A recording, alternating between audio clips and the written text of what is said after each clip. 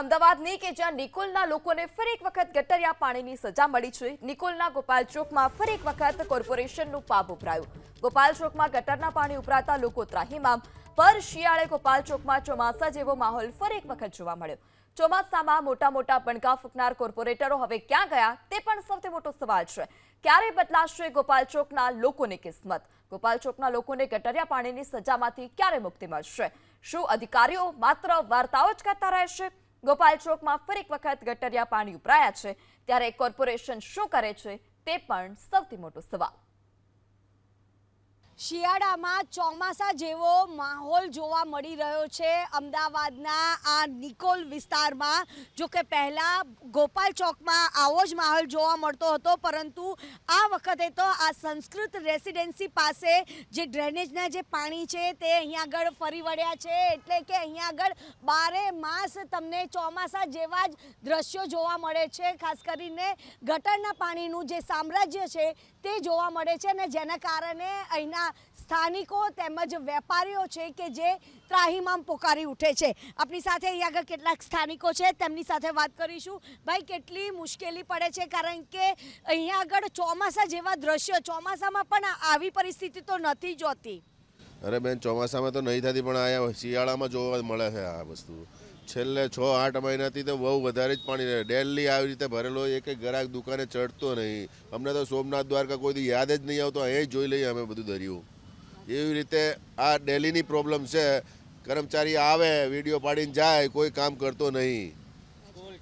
બાજુમાં 7 day school છે, રોજ છોકરા અહીંથી પસાર થાય, રોજ રોગચાળો બી એટલું થાય છે। છોકરાઓ અડધા બીમાર રહેશે। અમે એ દવાખાને જઈએ તો કે તમારે આ એલર્જી, પણ એલર્જી માટે આ પબ્લિકને પસાર તો એ પાણીમાં થઈને જ જવું પડે છે।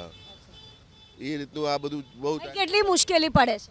આ તો ઘણા ટાઈમથી મુશ્કેલી પડે છે। આથી 2 વર્ષથી 3 વર્ષથી આવું કન્ટિન્યુ પાણી ભરાય છે। અહીંથી અમારે આ ફ્લેટ છે સંસ્કૃત રેસિડેન્સી, એમાં અમારે જવું હોય તો પણ અમારે ફરીને જવું પડે છે। આથી ગંદકી એને તમે જુઓ ને તો મચ્છર ને એવું બધું બહુ થાય છે આમાં। અને આમાં રોડ રસ્તા ખોદી નાખે, પછી સરકાર આવીને પાછા ભૂંગળાને એવું નાખે તો પણ આનો કોઈ નિકાલ આવતો નથી। જેવું હોય ને એવું સમસ્યા 2-5 દિવસ રહે, પછી પાછી એવી ને એવી સમસ્યા સર્જાય છે। મચ્છરોનો ઉપદ્રવ પણ અહીંયા આગળ થાય છે। કાકા, કેટલી મુશ્કેલી? પૂરેપૂરી મુશ્કેલી છે।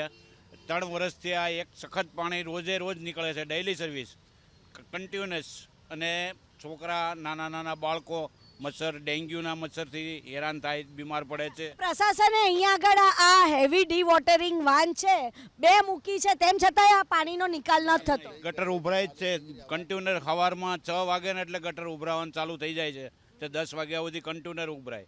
કાકા, કેટલી મુશ્કેલી પડે છે? 10 થી 1 વાગ્યા સુધી એવું છે ને, એ પ્રમાણે મુશ્કેલી રહે છે। પછી સાંજે આ કીચડમાંથી, ગંદકીમાંથી આવું જવું પડે છે। તો અહીંયા આગળ આ જે પાણી છે તે દુર્ગંધ મારી રહ્યા છે। કાકા, કેટલી મુશ્કેલી પડે છે? અહીંયા આગળ તો ધંધા રોજગાર ઉપર પણ અસર થાય। તકલીફ પડે। 7 વર્ષથી જોઈએ છે, બધા કોર્પોરેટરને કઈ થાકી ગયા, બધાને કઈ થાકી ગયા। હવે અમારી સીમા પૂરી થઈ ગઈ, અમારો કોઈ સાંભળતો નથી। એમના કાર્યકર્તાને કહીએ કે અમારું જ ઉપર નથી સાંભળતા, તો અમે કેવી રીતે કામ કરીએ?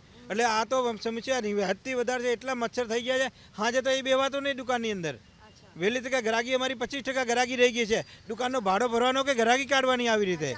ગ્રાહકો ઉપર પણ અસર જોવા મળી રહી છે। આપ જોઈ રહ્યા છો કે અહીંયા આગળ જે ગટરના જે પાણી ફરી વળ્યા છે, અને ત્યારબાદ અહીંયા આગળ મચ્છરનો જે ઉપદ્રવ છે તે થતો હોય છે। જો કે પ્રશાસને અહીંયા આગળ હેવી ડી વોટરિંગ વાન તો મૂકી દીધી છે, તેમ છતાં પણ આજે ગટરના પાણીનો નિકાલ નથી થતો, અને તેના કારણે અહીંના સ્થાનિકો હોય કે પછી વેપારીઓ હોય તે હવે ત્રાહિમામ પોકારી ઉઠ્યા છે।